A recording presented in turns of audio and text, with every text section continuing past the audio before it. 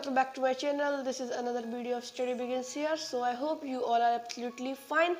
तो ये वीडियो थोड़ी लेट हो गई है तो उसके लिए सॉरी। तो अब स्टार्ट करेंगे हम सूची पर्यावरण चैप्टर स्टार्ट करें उससे पहले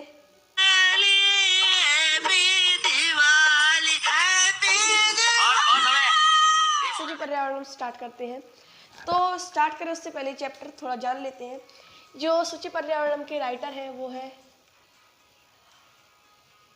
हरिदत्त शर्मा। याद रखना है आपको, इसके जो राइटर है वो है हरिदत्त शर्मा। ये जो पाठ है उनकी एक बुक है, किताब है लतिका, इससे ये पाठ लिया गया है। तो आपको याद रखना है। अब इसे स्टार्ट करते हैं।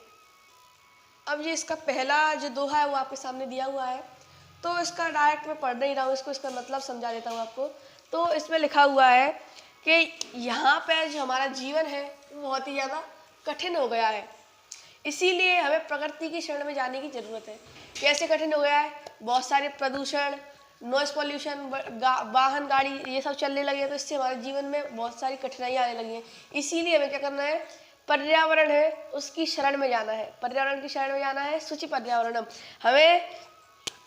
हमें अपने पर्यावरण की शुद्धि करनी चाहिए। सूची पर्यावरणम का मतलब है पर्यावरण की शुद्धि। अब इसके बाद यहाँ से महानगर मध्य चलित निशम कालाय चक्रम। महानगर मतलब बड़े बड़े शहरों में जो कारखाने चल रहे हैं, बड़ी बड़ी बिल्डिंग्स हैं और कारखाने हैं, उनमें मशीनें हैं जो पॉल्यूशन को बहुत पॉल्यूशन कर रही हैं, जिससे जो इंसान का जो मन है वो सूखता जा रहा है। शोषियत मतलब जो इंसान के मन को वो सोखती जा रही है। तन पेशियत भ्रमति सदा वक्रम, उसी की वजह से जो मनुष्य है वो बहुत ही ज़्यादा भ्रमित हो गया है। दुर्दांत शय नई रमुना सन्ना एव जनग्रसनम सूची पर्यावरणम। इससे इस भयानक जो अंधकार है उससे हमें लोगों को बचाना है, हमें पर्यावरण की शुद्धि करनी है। आई होप आप लोगों को ये पहला समझ में आया होगा। अब इसके बाद अगला है कि इसमें दिया गया है कि जो गाड़ियाँ चलती हैं वो बहुत ही ज़्यादा काला काला धुआं छोड़ती हैं। कज्जल मलिनम धूमम, जो गाड़ियाँ हैं बहुत ही काला धुआं छोड़ती हैं और बहुत ही ज़्यादा शोर मचाती हैं। और जो ट्रेन है, रेलगाड़ी है और बहुत से वाहन बहुत ज़्यादा शोर मचाते हैं। इनकी एक साथ एक पंक्तियों में यथास्थान चलना मतलब एक साथ सीध में लेवल वाइज चलना बहुत ही ज़्यादा मुश्किल है, इसीलिए पर्यावरण की हमें शुद्धि करनी चाहिए। अब इस तीसरे वाले में दिया है कि जो वायुमंडल है वो बहुत ही ज़्यादा दूषित हो चुका है और ना ही इसमें निर्मल जल मतलब शुद्ध जल है, पानी है, ना ही कुछ खाने के लिए शुद्ध इस वायुमंडल में बचा हुआ है। सभी मिलावटी रासायनिक युक्त जो खाने के प्रोडक्ट्स हैं वो मिल रहे हैं, इसीलिए हमें बाहर के साथ साथ इसकी अंदरूनी शुद्धि भी करनी चाहिए। इसीलिए जो पर्यावरण की शुद्धि है वो बहुत ज़्यादा आवश्यक है। अब इसके बाद जो अगला है उसमें आपके लिए दिया गया है कि मुझे कुछ समय के लिए इस नगर से दूर ले चलो। ये जो राइटर है, जो कवि है, वो कह रहा है कि मुझे कुछ समय के लिए इस नगर से बहुत दूर ले चलो, बहुत दूर, क्योंकि यहाँ पे जो रहना है बहुत ज़्यादा कठिन हो गया है। मैं गांव में ले चलो मुझे, जहाँ पे मैं नदी, निर्झर मतलब जो झरने, तालाब, उन सब को आँख भर के मैं देख सकूँ। और मुझे थोड़ी देर के लिए एकांते कांतारे क्षणमपि, कुछ देर के लिए मुझे जंगल में अकेले घूमने के लिए मुझे छोड़ दो। इसीलिए इस जंगल में मैं घूम सकूंगा, जिससे मेरे मन को शांति मिलेगी। इसीलिए पर्यावरण की शुद्धि आवश्यक है।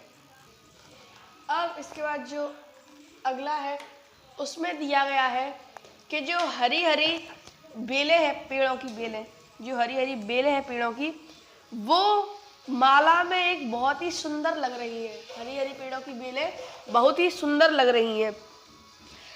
जो हवा चल रही है जिससे जो पेड़ हिल रहे हैं वो बहुत ही मनोहरकारी दृश्य है, मतलब बहुत ही ज़्यादा सुंदर लग रहे हैं।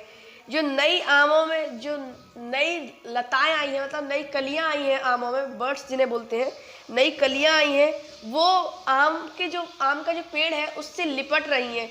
उनका संगम बहुत ही अच्छा होना चाहिए, इसीलिए पर्यावरण की शुद्धि जरूरी है। अब इसके अगले दोहे में दिया गया है, इसके अगले जो अनुवाद है उसमें दिया है कि अरे मित्र नगर के कोला, इसमें दिया है अय चल बंधु, मतलब मित्र अब यहाँ से चलो। जो नगर में मतलब शहर में जो विचित्र प्रकार की ध्वनियाँ हैं, मतलब जो नॉइज़ पॉल्यूशन है, वो हमें बहुत ही ज़्यादा परेशान कर रहा है। तो जो हमें अब कहाँ पे जाना है, कवि कुल कलरव गुंजति वन देशम, जहाँ पे जो चिड़ियाँ हैं और जो पक्षी हैं उनका जो कलरव है वो उस देश को उस जगह पे गूंजता हो, हमें वो उस जगह जाना है। वो कौन सी जगह है? वो है वन। हमें अब जंगलों में जाना चाहिए। अब वन की ओर चलो। इस चकाचौंध भरी दुनिया में हमारे जीवन के आनंद का रस, हमारे जो जीवन का आनंद का रस है, जीवन में आनंद का रस, वो इस नगर की दुनिया में, चकाचौंध भरी दुनिया में न खत्म हो जाए, इसीलिए हमें पर्यावरण की शुद्धि करनी चाहिए। अब ये इस पाठ का आखिरी दोहा है, उसमें दिया गया है कि जो पेड़ हैं, झाड़ियाँ हैं और जो लताएं हैं, मतलब जो बेलें हैं, वो पत्थर के नीचे न दबे, मतलब उनका नष्ट ना होने, कोई काटे नहीं। जो पाषाणी सभ्यता, मतलब जो पथरीली सभ्यता जिनमें सिर्फ पत्थर ही पत्थर थे, ज़्यादातर पेड़ नहीं थे, उसकी ओर हम न बढ़े। हम एक हरे और खुशहाल प्रकृति की ओर बढ़े, अच्छे जीवन की ओर बढ़े।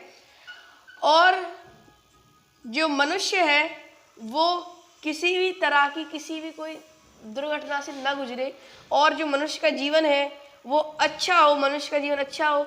मनुष्य जीते जी न मरे, मतलब जीते जी मरने का मतलब उसे ऑक्सीजन की कमी, अभी जो कोरोना के टाइम पे हुआ था, अभी भी मतलब इतना नहीं है, तो जो ऑक्सीजन की कमी थी, ये सब वगैरह, तो इस तरह से मनुष्य जीते जी न मरे, इसीलिए हमें पर्यावरण की शुद्धि करना ज़रूरी है। तो ये चैप्टर आपका कंप्लीट हो चुका है।